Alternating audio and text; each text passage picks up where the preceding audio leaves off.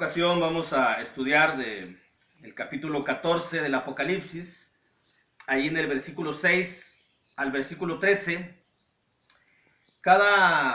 En cada juicio, o mejor dicho, en cada característica del juicio que está escrito en el Apocalipsis, que vio el apóstol Juan, y que a su vez lo dejó plasmado en este maravilloso libro, todo el libro, la Biblia, especialmente el que estamos estudiando, que es el Apocalipsis, un libro de gran consuelo para todos los seguidores de nuestro Señor Jesucristo, todos los que anhelamos algún día morar delante de su presencia, recibir esa promesa tan maravillosa que Él nos ha dejado.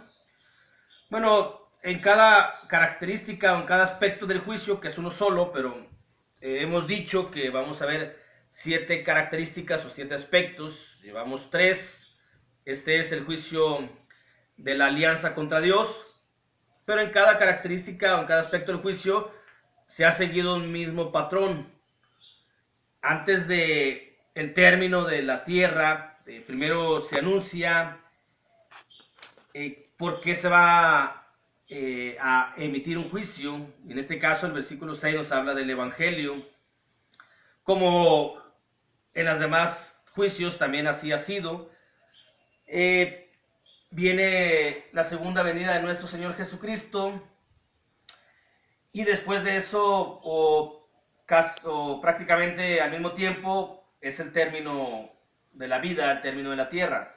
Lo que dice el versículo 14 al 20, cuando dice la tierra es cegada, es cortada, es eliminada, o se cosechan los frutos para nuestro Dios. Ahí en el capítulo 11 del Apocalipsis prácticamente viene lo mismo, con otras palabras, con otra enseñanza, complementando una enseñanza con otra. Dice Apocalipsis 11, entonces me fue dada una caña semejante a una vara de medir, y se me dijo, levántate y mide el templo de Dios, y mide el altar, y mide a los que adoran en él. A través de esa medición, algunos quedaremos adentro, otros quedaremos afuera, dependiendo si hemos seguido al pie de la letra la palabra de Dios. Y después de eso viene la séptima trompeta, ahí en el capítulo 11, en el versículo 15, cuando es el término, es algo parecido a lo que viene en el capítulo 14, después de la medición o después de decir la base sobre la cual se basa el juicio, viene el término que todo hemos dicho será en un mismo momento. La palabra de Dios es algo maravillosa, es algo hermosa. En ocasiones es complicada poder interpretarla, poder entenderla, pero estamos ante un pasaje, capítulo 14 de Apocalipsis, versículo 6 al versículo 13, un pasaje muy claro, muy diáfano, muy clarito, pues, para poder entenderlo nosotros y que no haya excusa de qué es lo que quiero hacer, hacia dónde quiero ir. Está muy claro aquí lo que nos menciona la Biblia. Es por ello que hemos puesto a esto 7 pasos estructurales del juicio, en este caso del juicio de la alianza contra Dios. Los voy a mencionar, los 7 pasos, y luego me voy a regresar para ir viendo uno por uno. En el capítulo 14, en el versículo 6, el primer paso es la predicación del evangelio, es decir, la base sobre la cual se va a emitir el juicio. Nosotros tenemos que saber qué es lo que tenemos que hacer. Dios nos dice primero lo que tenemos que hacer. Luego en el versículo 7 nos dice el evangelio a quien debemos dar gloria, a quien debemos adorar. Versículo 8 y 9 es el tercer paso, que es la destrucción de las bestias, la bestia gubernamental y la bestia religiosa. Versículo 10, el cuarto paso, son los seguidores de la bestia religiosa. El quinto paso es el versículo 11, que es el destino de aquellos que siguieron a la bestia religiosa. Paso número 6, versículo número 12, la fortaleza, la paciencia, el haber soportado de los santos fieles y haber guardado los mandamientos de Dios. Y el paso número 7, el destino y la felicidad, la dicha, la bienaventuranza de aquellos que han seguido los mandamientos de Dios. Son 7 pasos estructurales, 7 sencillos pasos en los cuales, si ponemos atención, aquí vamos a darnos cuenta en qué lado estamos o en qué lado vamos a estar cuando tengamos que dejar el cuerpo físico, pero nuestra alma un día dará cuenta de Dios de acuerdo a estos sencillos pasos. El paso número 1 es, dice el versículo 6, vi volar por en medio del cielo a otro ángel que tenía el evangelio eterno para predicarlo a los moradores de la tierra, a toda nación, tribu, lengua y pueblo. El evangelio eterno, un solo evangelio, unas solas palabras eternas, celestiales. El evangelio es de Dios, no es de los hombres, que muchos lo han cambiado, que muchos lo quieren tergiversar o lo han hecho a su manera, es otra cosa, pero el evangelio es de Dios. Y en el evangelio se está estipulado lo que tenemos que hacer, cómo agradar a Dios. Está estipulado la promesa, la esperanza, también está parte del castigo o el juicio es parte del evangelio. El evangelio nos dice todo, en el evangelio se engloba todo, desde que hemos venido al mundo hacia hasta dónde nos iremos después de dejar el cuerpo. No hay pretexto, no hay excusa. Dios nos da primero su palabra, sus mandamientos a través del evangelio para que sepamos lo que tenemos que hacer. Ya depende de cada ser humano a quién obedece, al evangelio de Dios o obedece al hombre u obedece a sí mismo, y como consecuencia tendrá un destino por haberse obedecido a sí mismo. Pero si obedece a Dios, pues tendrá una dicha, una felicidad. Allá en el evangelio de Mateo, capítulo 24, versículo 14, dice la palabra de Dios: y será predicado este evangelio del reino en todo el mundo para testimonio a todas las naciones, y entonces vendrá el fin. Dios nos da como base primero su palabra y nos dice todo lo que tenemos que hacer para agradarle, porque Él nos ha creado, somos criaturas, somos creados. Como somos algo creado, tenemos que honrar, dar gloria y adorar a quien nos ha creado. Y este ser maravilloso que es Dios, que nos ha creado con la intención de que nuestra vida, nuestra alma perdure para toda la eternidad, pero en un lugar mejor. Es por ello que nos ha enviado primero a la tierra para probarnos y que nosotros aquí decidamos hacia dónde queremos ir. Y para ello nos ha dejado su palabra, su evangelio. En el evangelio, hablando de la actualidad, es donde dice la manera en cómo debemos adorar a Dios. El paso número 2, precisamente de eso se refiere. Dice, diciendo a gran voz, versículo 7, temed a Dios y darle gloria, porque la hora de su juicio ha llegado, y adorad a aquel que hizo el cielo y la tierra, el mar y las fuentes de las aguas, y también nos hizo a nosotros. A Él debemos adorar, a Dios. El Señor Jesucristo, en el Evangelio de Mateo, en el capítulo 4, cuando fue tentado por el diablo, por Satanás, versículo 10 dice, entonces Jesús le dijo, vete, Satanás, porque escrito está en la palabra, al Señor tu Dios adorarás y a Él solo servirás. Aquí está lo que nos indica el Evangelio, la palabra de Dios. ¿A quién debemos adorar? Solamente darle gloria, darle honra, solamente a quien la merece, y ese es Dios. También en Apocalipsis, ya lo habíamos leído, capítulo 4, versículo 11, dice, Señor, digno eres de recibir la gloria y la honra y el poder, porque tú creaste todas las cosas y por tu voluntad existen y fueron creadas. Nosotros somos creados y por tal motivo tenemos que darle gloria y honra a aquel que nos hizo, que es Dios. Ese es el paso número 2. El paso número 1 es el evangelio. El paso número 2 es la indicación a quien se debe de adorar. Y solamente a Dios, solamente a Él se le venera, solamente a Él se le respeta, solamente a Él se le honra en un sentido religioso, en un sentido espiritual. Porque en un sentido humano respetamos a nuestros padres, respetamos la propia naturaleza, pero en un sentido espiritual solamente a Dios se le venera, se le respeta y se le adora, se inclina uno ante Él, solamente a Dios, no a la imagen, no a los ídolos, porque entonces estamos o están desobedeciendo el evangelio. Por consecuencia, están desobedeciendo el evangelio, han cambiado en gran mayoría los seres humanos a quien deciden adorar. La palabra, el evangelio nos dice a quién debemos adorar. El paso número 3, que es el versículo 8 y versículo 9, nos dice la destrucción de las bestias, la bestia gubernamental y la bestia religiosa. ¿Por qué la destrucción? Porque se aliaron con Satanás para estar en contra de Dios e impusieron a los hombres a que cambiaran la forma de adorar a su conveniencia de ellos. Dice Romanos capítulo 1 versículo 21 al 23, pues habiendo conocido a Dios, no le glorificaron como a Dios, ni le dieron gracias, sino que se envanecieron en sus razonamientos, y su necio corazón fue entenebrecido. Profesando ser sabios, se hicieron necios y cambiaron la gloria del Dios incorruptible en semejanza de imagen de hombre corruptible, de aves, de cuadrúpedos y de reptiles.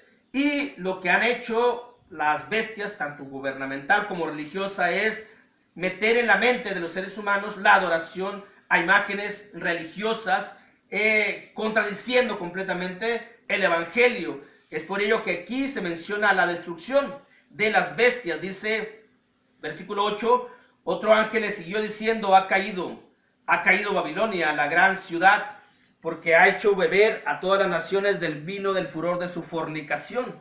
Y hablamos que es una fornicación espiritual. Y el tercer ángel lo siguió diciendo a gran voz, si alguno adora a la bestia y a su imagen y recibe la marca en su frente o en su mano, aquí inicia el paso número 4.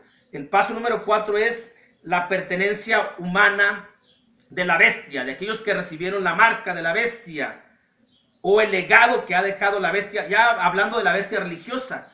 Aquellos que recibieron la marca de la bestia religiosa, nos habla la mitad del versículo 9 y el versículo 10, la pertenencia, lo que dejaron. Dice, si alguno adora a la bestia y a su imagen, ya vimos lo que es la imagen, y recibe la marca en su frente o en su mano, es decir, hace la voluntad de la bestia en un sentido religioso, eso es la marca, eso es hacer la voluntad de la bestia religiosa, la gran apostasía, no nada más la iglesia de Roma, sino todo el grupo cristiano que se hace llamar cristiano, pero que está en contra del evangelio. Si el evangelio menciona que para adorar a Dios no se necesitan instrumentos musicales y adoran a Dios con instrumentos musicales, están en contra y por consiguiente reciben la marca de la bestia, porque la bestia en un sentido global, universal, aunque lo vimos en Apocalipsis 13, enfocado solamente en cuanto a la religión de Roma, pero ya cuando veamos capítulo 17 nos vamos a dar cuenta que la bestia religiosa es todo aquello que se hace llamar, aunque se hagan llamar cristianos, pero que están en contra de la palabra o que hacen su voluntad y no la voluntad de Dios. Bueno, todos aquellos que adoran a la bestia religiosa, es decir, a la gran apostasía y que reciben la marca porque hacen la voluntad de ellos o de la bestia y no hacen la voluntad de Dios, reciben la marca, dice el versículo 10, él también beberá del vino de la ira de Dios, que ha sido vaciado puro en el cáliz de su ira, y será atormentado con fuego y azufre delante de los santos y del Cordero. Todos, esta es la pertenencia a los que tienen la marca, no es el cubrebocas, no es nada de eso, porque pues la marca siempre ha existido desde los tiempos del Apocalipsis, más desde los tiempos de Pablo, por ahí en el año 60 y tantos, ya había, o sea, esto siempre ha habido. Lo que pasa es que apenas se escribió cuando se da el Apocalipsis, y muchos quieren ver una marca literal, muchos quieren ver un chip, muchos quieren ver algo que se vea. No se va a ver la marca está por dentro. La marca es hacer la voluntad de la bestia, hacer la voluntad de la apostasía, hacer la voluntad en cuestión religioso de lo que no está a favor de Dios. Está en la mente, está por dentro, está en su alma. Esa es la marca, la voluntad que hacen, pero que no es la voluntad de Dios. Y siempre muchos la han tenido. Y todos los que tengan esa voluntad, entonces el paso número 5, que es el versículo 11, nos dice cuál es el castigo y cuál es el destino. De hecho, el versículo 10 nos dice, serán atormentados con fuego y azufre.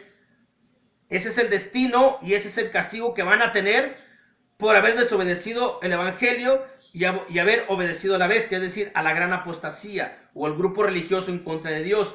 No nada más la iglesia de Roma, todo el sectarismo que está en contra de Dios, todos los que hacen la voluntad del hombre y no la voluntad de Dios. Dice el versículo 11, y el humo de su tormento sube por los siglos de los siglos, y no tienen reposo de día ni de noche los que adoran a la bestia y a su imagen, ni nadie que reciba la marca de su nombre. Este es el destino, este es el castigo. Paso número 5, este es el castigo, un castigo eterno. La Biblia es muy clara, la Biblia es muy, y aquí en estos pasajes es muy sencilla. ¿Cómo podemos entenderlo? Se da el anuncio del evangelio, se nos dice a quién adorar, se nos dice que hay una alianza que está engañando al ser humano. El ser humano se deja llevar por esa alianza, recibe la marca de la bestia, ese es su destino y ese es su tormento por toda la eternidad. No habrá descanso ni de día ni de noche, todos los días serán atormentados. En contraparte, dice el paso número 6 de estos 7 pasos estructurales, dice el versículo 12, aquí está la paciencia de los santos, los que guardan los mandamientos de Dios y la fe de Jesús.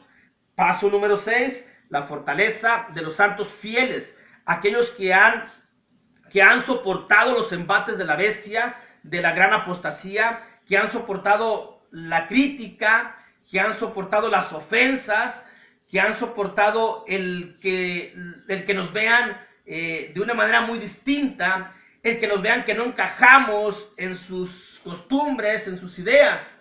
Pero todos aquellos que soportemos es porque tenemos la marca de Dios, el nombre de Dios, el Espíritu Santo. Aquí está la paciencia de los santos. ¿Cuáles? Los que guardan los mandamientos de Dios y la fe de Jesús. Guardamos esos mandamientos. No obedecemos a la bestia. No seguimos la voluntad del hombre, seguimos la voluntad de Dios. Y por consiguiente, en este paso número 6, estamos en un grupo apartado. Dice, aquí está la paciencia de los santos. Y luego viene el destino de los santos y la dicha, el gozo, la felicidad, la bienaventuranza por haber soportado aquí en la tierra todos los embates de la bestia y de todos los seguidores de la bestia que nos han criticado, que se han burlado de nosotros, pero que hemos soportado, es decir, hemos tenido paciencia para soportar con fortaleza, con sabiduría, con la ayuda de Dios, con el Espíritu Santo, con la palabra, que hemos soportado y hemos obedecido y guardado los mandamientos, aunque estemos en contra de la corriente del mundo, aunque seamos como bichos raros dentro del mundo, no nos importa, porque tenemos una bienaventuranza, tenemos una felicidad, una dicha eterna. Nuestro destino y la felicidad que es algo en contra o es algo opuesto completamente a los seguidores de la bestia. Dice, oí una voz del cielo me decía, escribe, bienaventurados de aquí en adelante los muertos que mueren en el Señor. Sí, dice el Espíritu, descansarán de sus trabajos porque sus obras con ellos siguen. Este es el destino, esta es la felicidad, esta es la dicha, esta es la bienaventuranza de aquellos que mueren o aquellos que hemos de morir mientras permanezcamos fieles en la tierra en el Señor. Nunca dice, bienaventurados todos los que mueren en la tierra. Dice, bienaventurados los de aquí entre los muertos que mueren en el Señor. Aquellos que aceptaron a Jesús, o mejor dicho, fueron aceptados por Jesús. Aquellos que se bautizaron juntamente con Jesús. Aquellos que recibieron el Espíritu Santo. Aquellos que obedecieron y guardaron los mandamientos de Dios mientras vivían en la tierra. Cuando mueran o cuando muramos, seremos bienaventurados de aquí en adelante porque morimos en el Señor. En el mundo mueren infinidad de personas todos los días, a cada hora, pero no todos son bienaventurados. La bienaventuranza no es para todos los muertos. El descanso en paz no está para todos los muertos. Solamente para los que mueren en el Señor, de acuerdo y conforme a la palabra de Dios. Oí una voz del cielo que me decía, escribe, bienaventurados de aquí en adelante los muertos que mueren en el Señor. Sí, dice el Espíritu, descansarán de sus trabajos. ¿Cuáles trabajos? Bueno, de las pruebas, de las tentaciones que tuvimos aquí en la tierra, de soportar las burlas, de todo lo que hemos soportado con tal de obedecer y guardar los mandamientos de Dios. De eso vamos a descansar. Tenemos un reposo preparado por Dios. Por eso dice Hebreos, entrarán en mi reposo. Entraremos y descansaremos en paz, en toda tranquilidad. No todos van a descansar en paz. Aquellos que mueren sin el Señor no van a descansar, tendrán un tormento desde que mueren, desde que dejan el cuerpo, porque saben en qué lugar van a estar y van a empezar a ser atormentados por su propia conciencia, porque han de decir, tuvimos toda la oportunidad para cambiar nuestro destino y no lo hicimos. aquí en la tierra es la oportunidad para cambiar y para decidir hacia dónde quieren ir, al cielo o al infierno. Cada quien decide. Dios nos pone en su palabra, Dios nos dice los únicos dos destinos que hay y las únicas dos cuestiones que hay. Unos serán atormentados y otros serán bienaventurados, porque las obras con ellos siguen. El alma sigue viva, las obras que hicimos, la obra de fe, la obra de bautismo, la obra de confesar, la obra de la comunión, la obra de la palabra, todas las obras nos van a llevar o van a continuar con nosotros en alma, y cuando estemos delante de la presencia de Dios son los que van a avalar nuestro lugar y van a hablar por nosotros las obras que hayamos hecho delante de nuestro Señor Jesucristo. 7 pasos sencillos. ¿Quieres salvar tu alma? Obedece la palabra. El evangelio, se da el evangelio aparte de Dios, lo que quiere decir, te dice a quién adorar, te dice que hay unas bestias con falta de cerebro, solamente se puede mencionar así. ¿Cómo van a estar a favor de Satanás cuando Satanás está destruido? Bueno, en fin, se da 2 bestias que están en contra de Dios. Dice a quien sigan a esas bestias, entonces su lugar será de tormento. A que siga los mandamientos de Dios será de bienaventuranza, pero cada quien decide hacia dónde quiere llevar su propia alma. Dios los bendiga a todos.